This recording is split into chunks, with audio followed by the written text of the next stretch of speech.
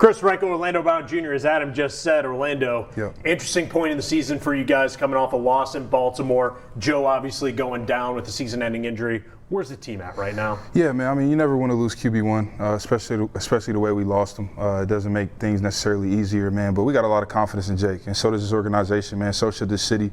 He's a guy that's come in, work his tail off for this opportunity.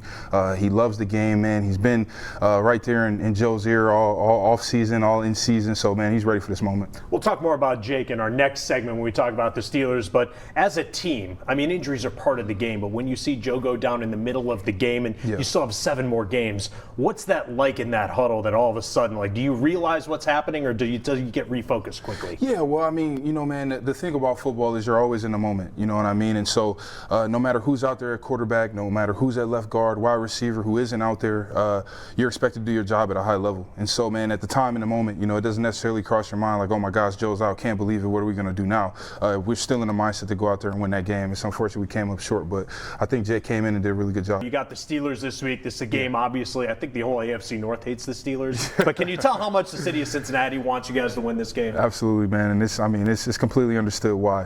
But, you know, as usual, man, it's a good football team. You know, I do feel like, man, there's some things that obviously they're working on. They just fired their offensive coordinator. So, you know, there's no telling how their offense is going to come out. But defensively, they've been playing really well, which has allowed them to be in a lot of games. You know, I know they're not necessarily scoring points, but I think their defense, man, and special teams units really stick out for me, how good they are.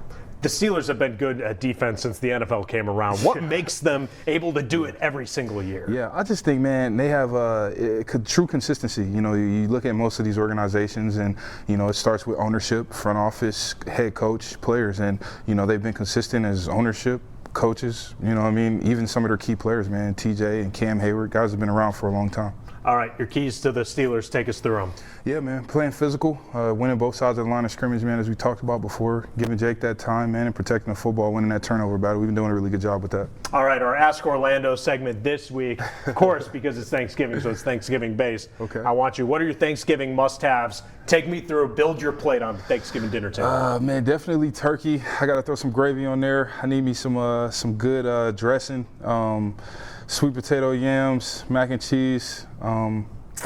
That's everything. I know. Look, that literally is everything. He's got to get his that calories is everything. And then I'm trying to think of some stuff I don't like. Green bean casserole. I'm not a huge green bean casserole guy. Okay. So That makes I'll give two you that of us, one. yeah. I got to have my mom's stuffing. It's always one of the best. You can always get local stories right here on YouTube, but go ahead and hit that subscribe button to get notifications to stay in the know.